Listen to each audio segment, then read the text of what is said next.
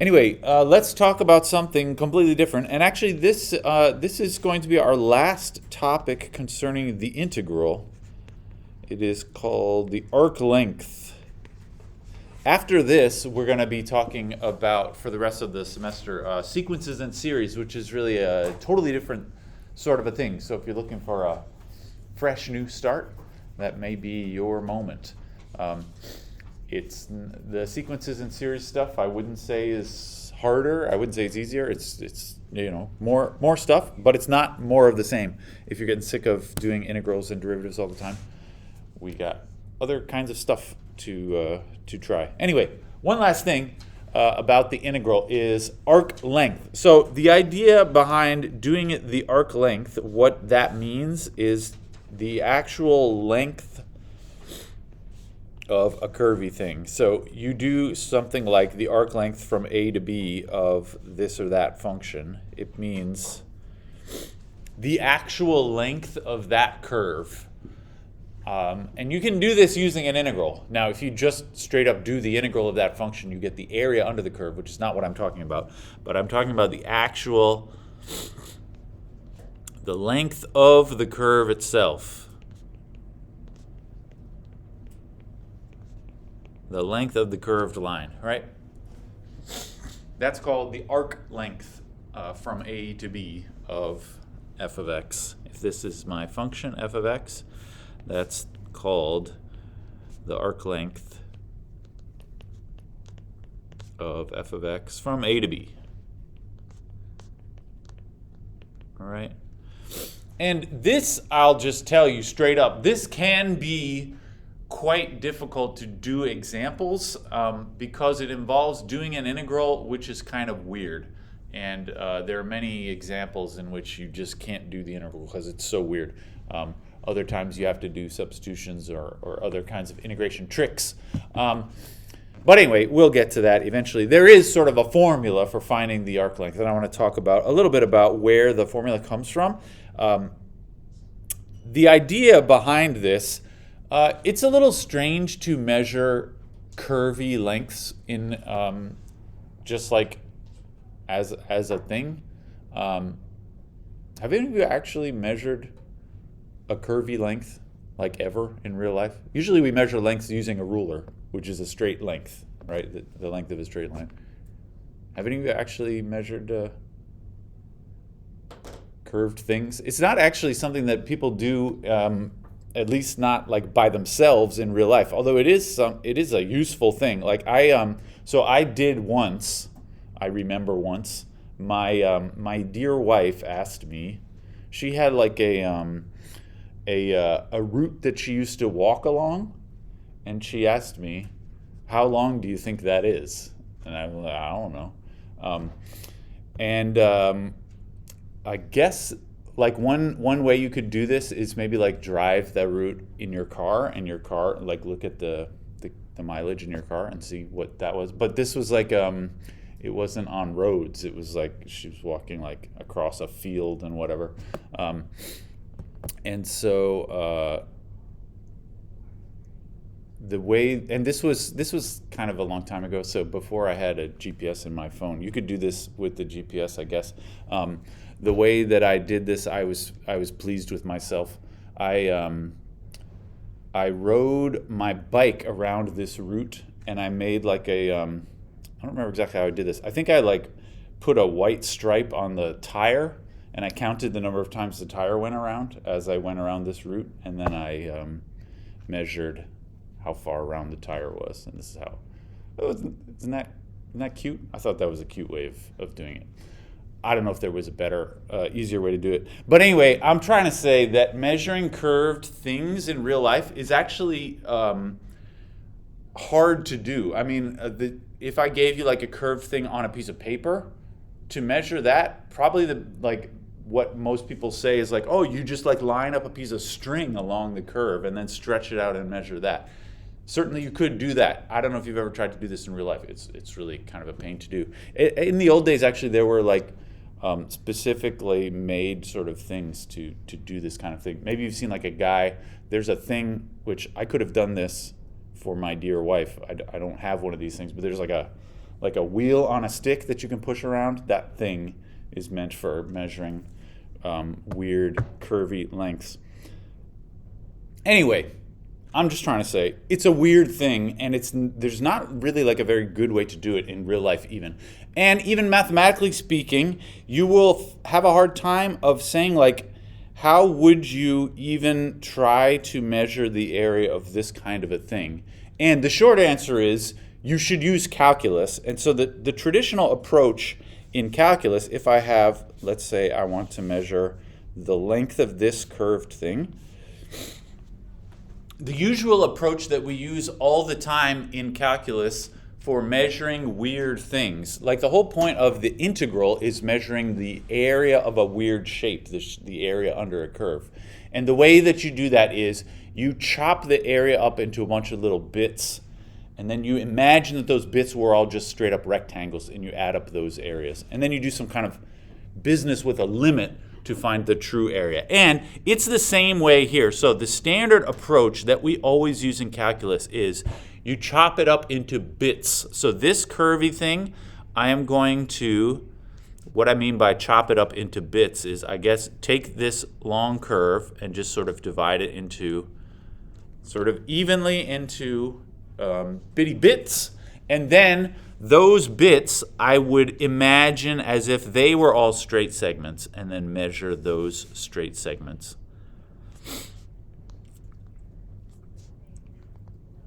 This is actually the standard approach that we kind of always do in calculus.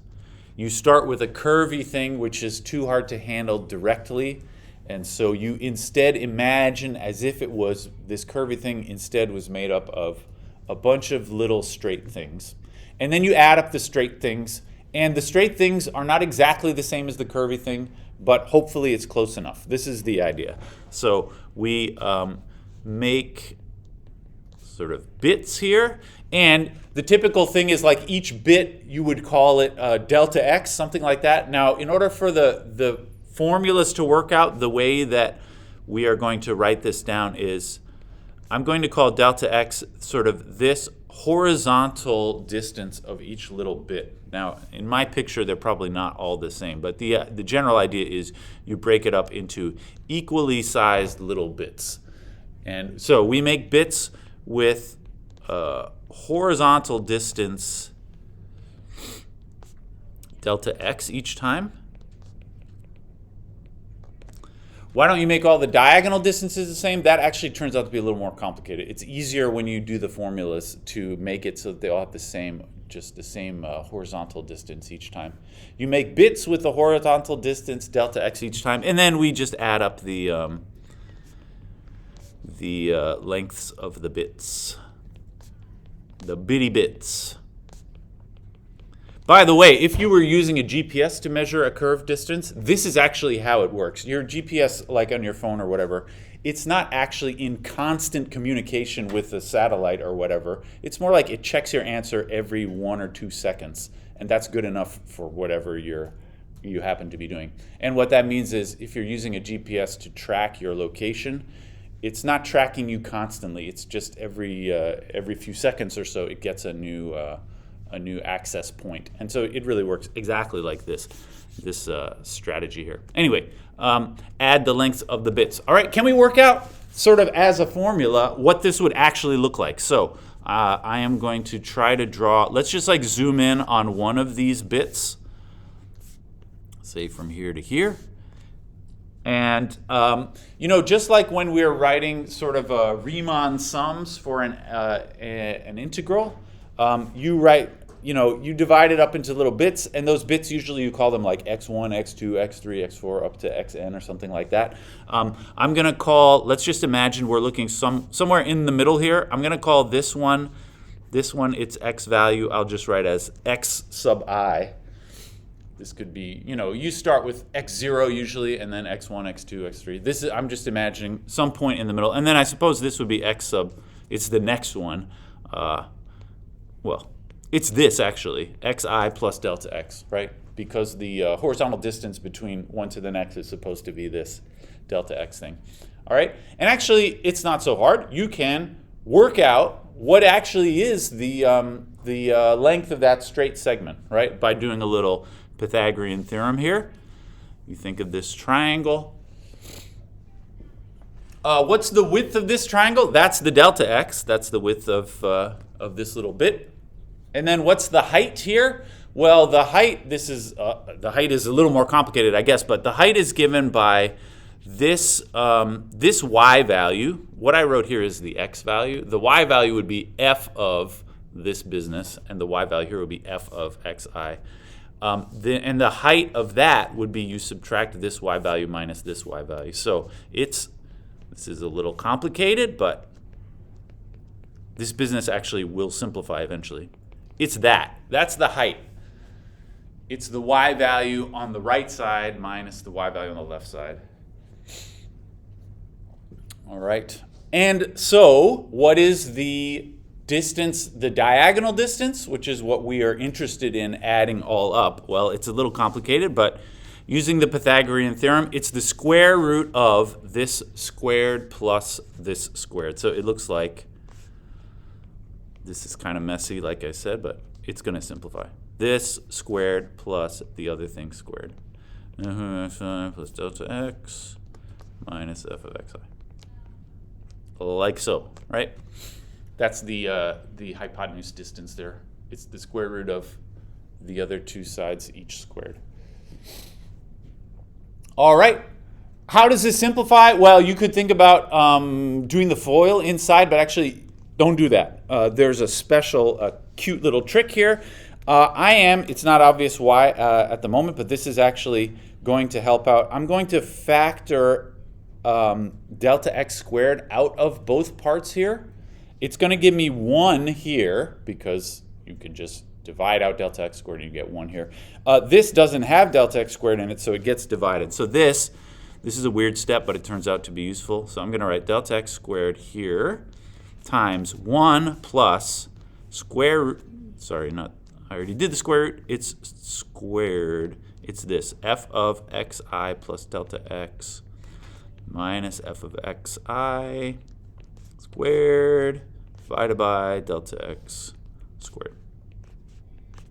Right? I just divide that thing out for reasons which will become clear in a moment.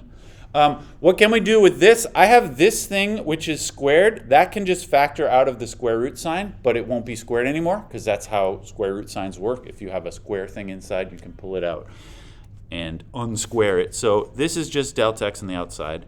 Square root 1 plus, and then that fraction, you will notice the numerator and denominator are both squared in that fraction, so I can write it as just the big fraction, the whole thing squared. This is sort of, I don't know if you like this sort of thing. This is kind of the end of this kind of derivation that I'm talking about. Like that. All right? This is the length of one segment, right? Just to refresh our memory. This is the length of one of the bit, right? One of those little diagonal straight bits has that as its length. And each one of them has a slightly different length because these xi's are different as you go across the curve. They have different values. Remember, the total length would be obtained by adding these all up. All right, so the actual arc length, well, this is not the actual arc length of the curve is only an approximation, but the arc length itself is approximately equal to, I will just put a big sum and write the same thing again. And if you don't mind, I'm going to write it in the other order, but otherwise I'm going to write the same thing. F of xi plus delta x minus f of xi divided by delta x squared, like so. All right, and then I have delta x over here. The arc length is approximately equal to that. I say approximately because, remember, the whole strategy here is we are adding up the little bits, which are not exactly the same as the total arc length. I just wrote the same thing again, but I put the delta x at the end. You'll see why in a moment. All right, this is an approximation for the arc length. If we want the true arc length, This is, again, the standard approach that we always do in calculus. Remember, this here is the setup here. If you add these straight segments, you get something close to the curved distance. If you want the true curved distance, you take the limit as delta x goes to 0. That makes all of these individual segments super duper close to the original curve. And if you do the limit, you will get the actual original curve. So the true arc length, and I'm almost done with this little derivation here, the true arc length equals lim delta x goes to 0 of the sum here. And here is when it's going to simplify, but I'm just going to write it all out one last time. This squared delta x. All right? And I will have you remember, I don't know if you remember doing this fondly, probably not, but at some point in your youth, you calculated the value of the integral by writing a Riemann sum and then taking the limit. You will notice, actually, this thing here does have the appropriate format to be a Riemann sum. It's the sum of this thing, which is different for each little bit, times delta x over here, and you're taking the limit as delta x goes to 0. That means actually this is a Riemann sum, and it is equal to, this equals the integral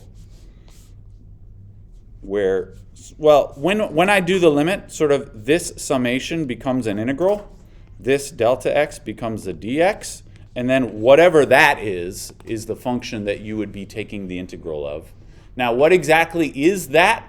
This, in fact, also simplifies a little bit. I mean, it's not going to simplify entirely, but you get 1 plus. Anybody recognize this? This thing, which is inside of the squaring, actually is something. Does that look like anything to anybody? Look familiar? This is from deep in your past, perhaps. If you have a fraction like this, and then you're taking the limit as delta x goes to 0. Anybody see an old friend here? It's like the derivative formula. Yeah, this is the original definition of the derivative. Maybe you learned it like with a h instead of a delta x, but this is the same thing. It's f of x plus h minus f of x over h, and you take the limit as h goes to 0. Using delta x instead of h, it's exactly this same formula. So what is that? When you do this limit, that is just straight up the derivative. And this is the formula for the arc length. And it turns out to be a very simple looking formula and fairly easy to work with, although like I said, it's in particular examples it can be a little taxing. But this I will just summarize here. So the arc length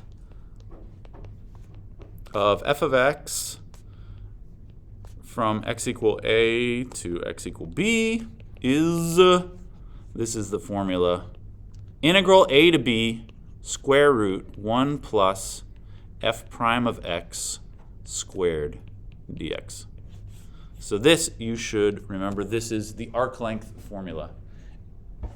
Where does it come from? It comes from all of this business that I just said, although to be honest, it's not so important that you remember where this comes from. I mean, basically, if somebody asks me, you know, in the club or something, what is that formula all about? I would say something, I mean, if I didn't want to explain the whole thing, I would say something like, it's basically coming from the Pythagorean theorem. That's why there's this square root and the 1 plus something squared. It's coming from the Pythagorean theorem where you're finding the diagonal distance of all the little bits, and then adding those bits together is the same as doing the integral.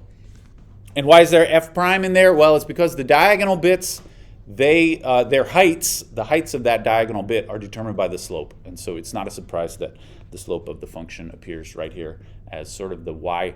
It's the height of that triangle that you're doing the Pythagorean theorem on. So it kind of makes sense, although, you know, for the sake of doing examples, you probably will end up just memorizing this thing. I don't think it's worth trying to think through it every time. All right, that's the arc length formula.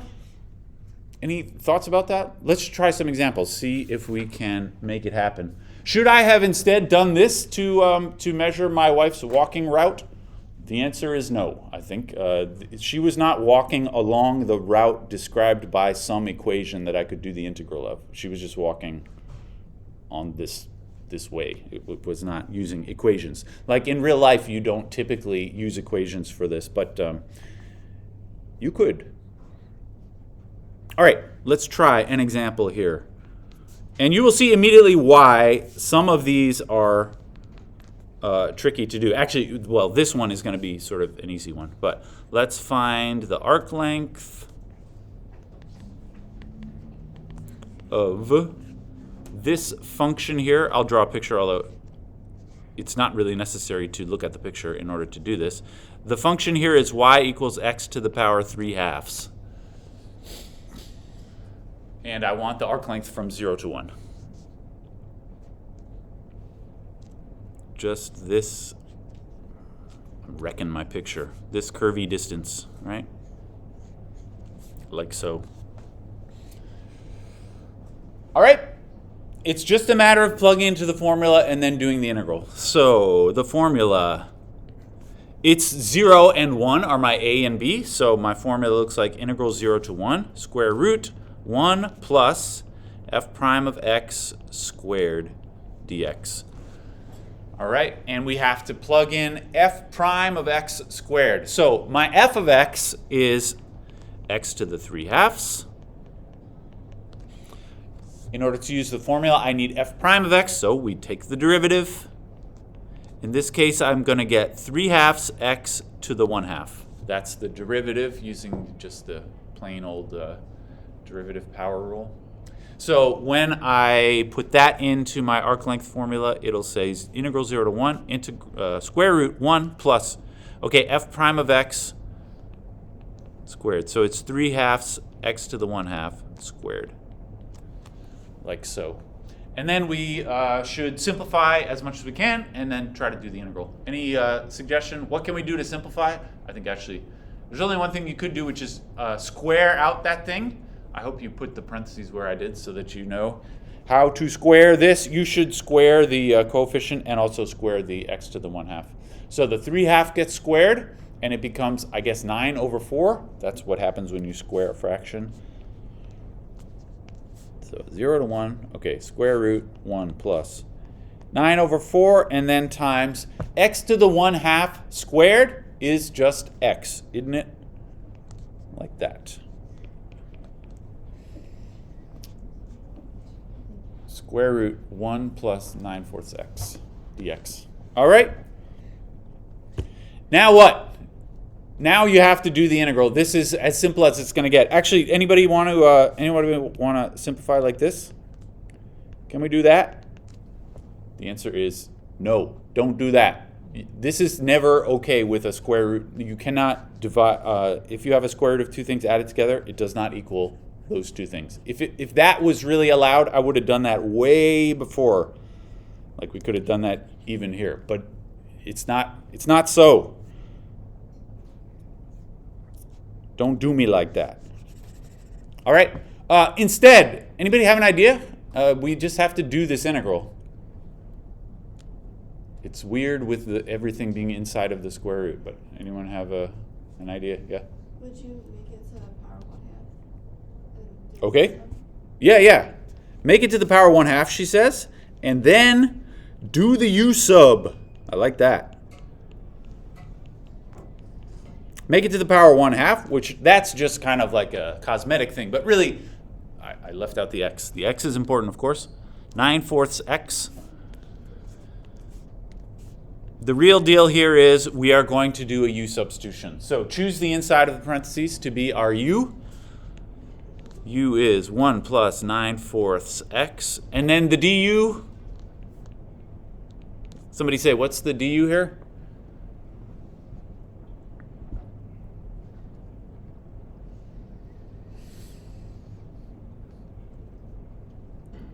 Yes. Yeah, 9/4. This is not all that complicated. 9/4 dx, I heard him say in his heart. 9/4 dx. And then, so when I'm going to do the substitution, I will, as usual, divide the constant over. So this will say You could say 4/9 du is equal to dx. That's what I'm going to be plugging into the integral when I do the substitution. So it's going to be integral, I guess, just u to the 1/2 times 4/9 du. All right. This is actually I would say, an easy u substitution. Maybe it seems too easy because there's nothing very interesting in the du. It's just a constant. All right. Let's factor the 4/9 out of the integral and then do the antiderivative. So this is 4/9 out front, u to the 1/2 du. Antiderivative now, you increase the power by 1, so it becomes 3/2 in the exponent, and then you divide by 3/2 in the front, same as multiplying by 2/3. So it's going to be 4/9 times 2/3 u to the 3/2.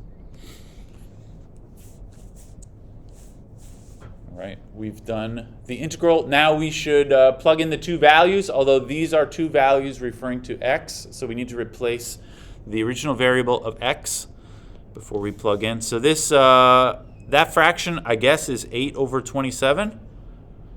Just multiplying the fractions there. And then the u, I plug back in 1 plus 9/4 x to the 3/2, and now I'm going to evaluate at 1 and 0. Plug this business in, I get 8/27, 1 plus 9/4 to the 3/2. That's plugging in the 1 and then plugging in the 0. 8/27 times 1 to the 3/2, which is just 1. And that's the answer. This is just some very weird number as the answer. Just for fun, I plugged this into my calculator. Anyone have any idea what you expect the answer to be?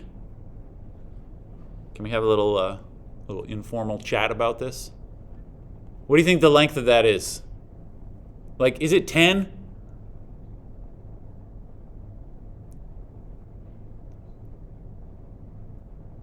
Yeah? 2. Like 2? Well, why'd you say 2? Because if it's like a triangle, then it'd be Something like that. Yeah, like 10 is way too much, right? This is 1 here, and this is 1 here. So that, I would say more like if this was really a straight line here, it'd be a 45-degree triangle, and that would be a √2 distance here. So I would say a little bit more than √2, right? If you took the straight path here, it'd be √2. Anyway, I plugged this into my calculator just to see as like a sanity check. I got 1.439 something. This looks pretty good. What is √2? It's 1.2 something, I think. I don't know, but this is in the ballpark of what I expect the correct answer to be. So I feel good about that. All right. Any questions about that one? So, like I said, these ones, it's not so hard to just use. You basically just plugging into the formula. Although what happens after you plug into the formula is often very difficult to deal with, and it's because of this square root really makes things really a pain to work with. And we got lucky in this case because the derivative was x to the 1/2, and then I squared it and I just got x. Usually you will not be so lucky, and you get some weird stuff on the inside of the square root, which is not clear how to do the integral. But the formula, at least, is easy enough to plug into and use by itself. All right, I got 2 more examples, and then I have one for you all. I hope we get there. We'll see. We'll get there together. Let's find the arc length of, this is a weird function, the natural log of sine x from x equal pi over 4 to x equal pi over 2. All right, I'm not going to draw the picture this time. It doesn't matter what the picture looks like. You're just going to plug into the formula and then try to work everything out. I don't feel great about ln of sine of x trying to do the integral of that, but you'll see it actually works out not so bad. Anyway, the basic, the formula, of course, we put the boundary values there, and then I hope everybody still remembers, it is 1 plus f prime of x squared. All right. So the very first thing we do is find f prime of x. Of course, my f of x by itself is this function, ln sine x. f prime of x is, anyone want to say? This is a little weird. You have to do the chain rule because I have one thing on the inside and a thing on the outside.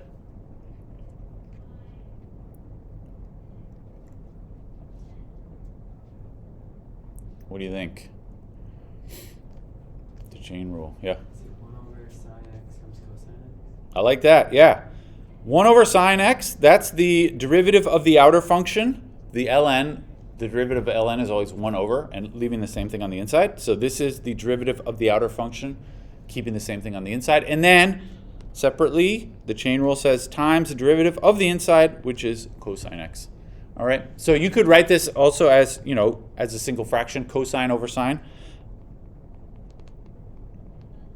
And this is also known as cotangent of x, right? One of those other trig functions. This is the cotangent. All right, so that's the f prime of x, which I'm going to plug into my integral over here. So it's integral pi over 4 to pi over 2, square root 1 plus cotan squared x. Because f prime of x in this case is cotan. All right? Can we do this integral? The answer is I don't know, what to do with 1 plus cotan squared of x? There is actually an obscure trig identity here. So if I were giving you this one on a test or something, I would say use this formula, 1 plus, well, this is a true fact. Anybody actually remember that formula? I do not. On a regular day, I remember it today. But so when you're doing these on the homework, for instance, you may find yourself wanting to look up some weird formulas because these things always have this square root in them, and it's almost always hard to deal with when you're trying to integrate. So anyway, that becomes cosecant squared, which actually lets you do the square root. That's the whole point of this weird trick. Pi over 4 to pi over 2. So this actually says root of cosecant squared. And then I can do the square root and just end up with cosecant.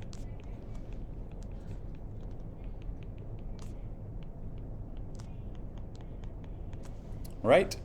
And then, again, you should go look up the integral of cosecant somewhere. So this also requires you to use some other obscure formula for the integral of cosecant.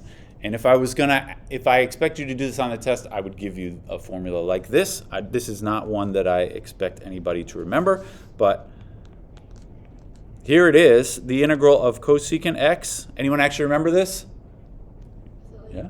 Cosecant cotangent x? This is a good idea, but that is that's the derivative of cosecant, I think. The integral of cosecant is considerably weirder. I was asking kind of as a joke if anybody remembers this, because the answer is no, nobody remembers this. It's minus ln absolute value cosecant x plus cotan x. Is that what you were going to say? Sorry, this is illegible. Minus ln absolute value cosecant x plus cotangent x.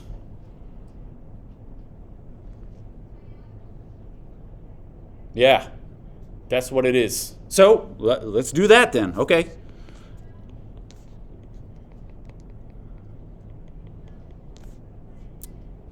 Sorry, don't write the integral sign anymore because I am going to actually do the integral in this step, right? I am doing the antiderivative, which means replace that cosecant x with this business. Minus ln absolute value cosecant x plus cotan x pi over 4 to pi over 2. Great. And then you plug the values in, right? So it's really just sort of simple tricks provided that you know the appropriate obscure formulas to use to do various steps. So it's cosecant pi over 2 plus cotan pi over 2 minus ln, it's really a plus, and now plug in pi over 4. Cosecant pi over 4 plus cotan pi over 4. And there you go. And then you can evaluate the trig functions if you want to. Maybe I'll just leave it at that, although I would expect you to be able to evaluate those trig functions if you had to. All right. Any thoughts about that? So, like I said, on the homework, I would expect you to go look up these formulas if you encounter them on a test or something. I certainly would not expect you to have all of these formulas memorized. I would just straight up tell you this one, or maybe if I didn't want to give it away, I might give you like a big list of them and have you, choose the appropriate one that you want to use from the list. Right? All right, I got one more, and then one for you all. Hopefully we will have enough time.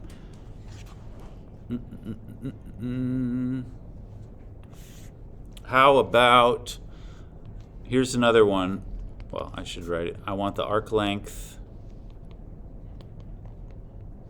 of y equals x squared from 0 to 1. This one is like deceptively simple looking. You would expect this to be like the simplest example that you've ever heard of, right? Turns out not so. It's actually doing the integral is extremely complicated. And it involves, again, some obscure integration formulas that are not ones that people typically remember, all right? Y equals x squared from 0 to 1. The area under the curve is 1/3, very easy to do, but the arc length is not a nice number at all. Anyway, let's just do it. It's going to be the integral 0 to 1, and then I go integral 1 plus f prime of x squared. F prime of x, I can do that in my head, is just 2x, right? So this is like this, 2x squared like so. All right. This is what we start with, and then we have to simplify and do the integral. So this is going to be, I suppose the only thing you can really do to simplify here is just, actually you could square out that thing, but even that is not going to be helpful. How would you do this integral? You can do this using a weird trig substitution. Remember there were like the two types of trig substitution that we talked about were when you see something like square root of a squared minus x squared, or when you see something like square root of a squared plus x squared, that's this format. You do sort of like a tangent type trig substitution. All of that is a bunch of nonsense that I don't really want to get into. I mean, you could work it out in take 10 minutes or so, but I would say for something like this, you can look up in a list of formulas, you will find an integral formula for this. And this is exactly the format that I'm looking at in my example. And so if you look up this formula, you will find, like I said, you could also just straight up derive this yourself using a trig function, but a trig substitution. But anyway, if you are just using a table of formulas, it's this. I said this is very complicated. Like so. This is the appropriate formula to use in this example. As I say, I would not describe these as hard per se. It's just like they end up giving you extremely messy things that are a pain to deal with. But they are just simple tricks, really. All right, so this is the formula. Now, I wanted to do this example just to make sure everybody is comfortable using somewhat complicated formulas like this. Basically, you can just plug everything in here where I'm going to use my a is 1 and my u is 2x, all right? But the problem if you want to use this formula directly, you actually have to do a u substitution because the dx will not match with the du. So before using this formula, I'm going to substitute just to make it match exactly. Substitute u equals 2x, and that means du is 2 dx. In other words, 1/2 du equals dx. All right, so my integral becomes integral of square root 1 plus u squared times 1/2 du.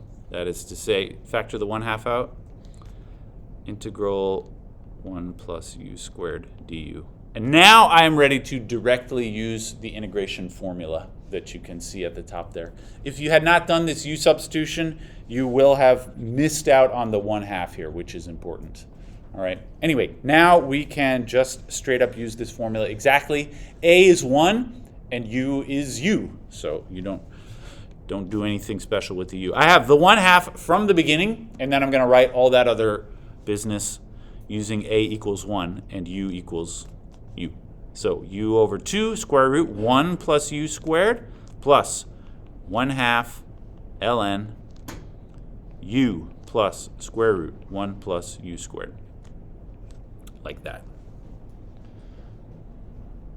This is plugging into the integration formula. I'm not going to put the plus c because eventually we're going to be plugging in values. So don't do the plus c. All right, before I plug, the values are 0 and 1, but remember those are x values, not u values, so we need to replace the original variable of x. So u equals 2x, so I have my 1/2 out front.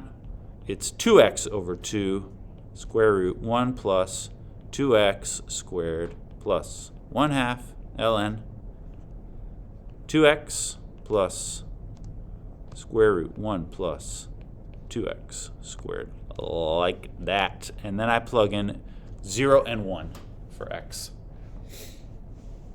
And we get just some big and nasty number, right? It's going to be 1/2. Okay, plug in 1 first. It's 2 times 1 over 2 square root 1 plus 2 squared. 1/2 ln. I'm just replacing all x's by 1s. 2 plus square root 1 plus 2 squared. These are like some number involving the square root of 5, I guess. And then minus, go through again and plug in zeros everywhere. I don't think you quite get 0 for everything. Maybe you do eventually, but I'm just going to do it. So plugging in 0 everywhere. Actually, the first fraction is 2 times 0 over 2 times whatever, square root of 1, I guess. And then this is 1/2 ln of 2 times 0 plus square root of 1, like that. I think actually all that stuff is equal to 0, but the first part is not. All right. So that's my answer. It's a very strange number. So the moral of the story is arc length, even for a very simple function like x squared, you are likely going to get some crazy answer.